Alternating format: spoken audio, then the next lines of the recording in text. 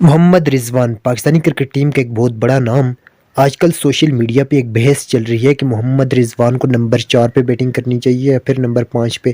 تو آج میں آپ کو بتاؤں گا کہ جب بھی رضوان نے نمبر 4 پہ بیٹنگ کی تو اس نے کتنے رنز بنائے، کتنی سنچریز، کتنی 50s بنائی، اور جب انہوں نے نمبر 5 پہ بیٹنگ کی تو پھر انہوں نے کتنے رنز بنائے، کتنی 50s بنائی۔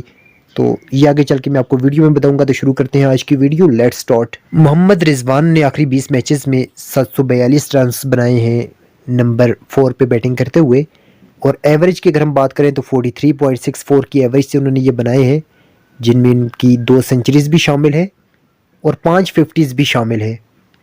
اگر ہم نمبر 5 پہ صرف 202 رنز بنائے ہیں محمد رضوان نے، اور ایوریج رہی 33.66 کی، اور اس میں کوئی بھی سنچری نہیں بنا پائی، وہ صرف 2 50s بنائی ہیں نمبر 5 پہ بیٹنگ کرتے ہوئے۔ میرے خیال میں تو محمد رضوان کے ساتھ جو نمبر جچتا ہے وہ نمبر 4 ہے، اور محمد رضوان کو نمبر 4 پہ آنا چاہیے اور 4 پہ بیٹنگ کرنی چاہیے، کیونکہ نمبر 5 پہ کچھ خاص ریکارڈ ان کا نہیں ہے، کوئی اتنا اچھا ریکارڈ نہیں ہے محمد رضوان کا۔ آپ کیا کہتے ہیں کامنٹس میں ضرور بتائیے۔